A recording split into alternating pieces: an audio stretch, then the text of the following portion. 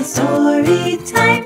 Hi everyone! Today I'm going to read Snowman Magic by the New York Times bestselling author Katherine Tegen and illustrated by New York Times bestselling artist Dorman.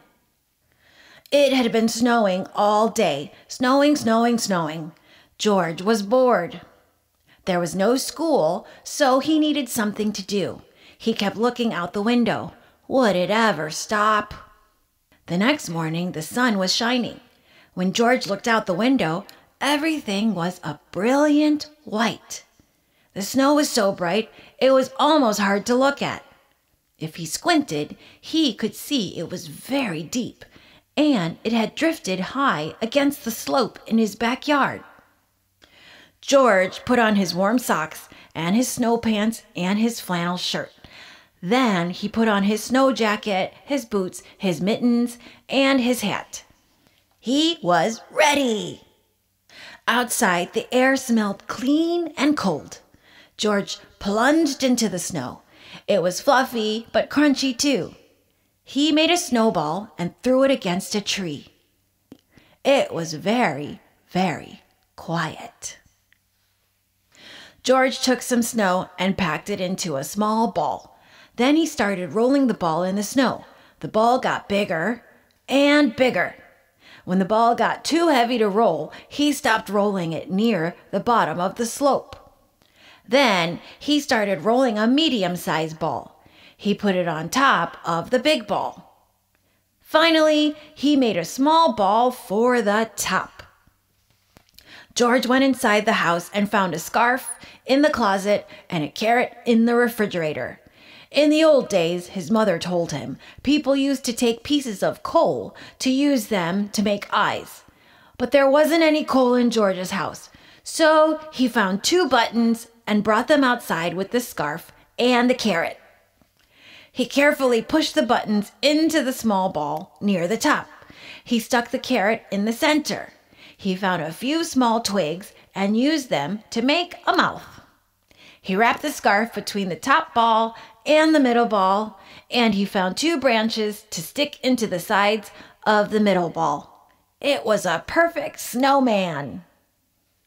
George turned his head. He thought he saw the snowman smiling at him. Could it be? Time for a snack, said George. He went inside the house and got 2 mugs of hot chocolate and some cookies. He put them on the snow table. Would you like something to eat? George asked. I can't drink hot chocolate, the snowman said, but a cookie would be nice. It was magic. After their snack, George made a cave, tunneling deep into the slope. He piled up snowballs at the entrance. Then he threw a couple at the snowman. The snowman made some snowballs and threw them back at George. His long branch arms helped him throw the snowballs very far. It was hard to say who won the fight, but it was still fun. The snowman chased George around the yard, and then George chased the snowman. The snowman couldn't move that fast, so it was easy for George to sneak up on him. It was starting to get dark. George didn't want to go inside, but his mother was calling him. Goodbye, snowman, he said. I will see you tomorrow. George thought he heard the snowman say, good night. The next day, it was warmer. The sun was even brighter and the snowman was shrinking.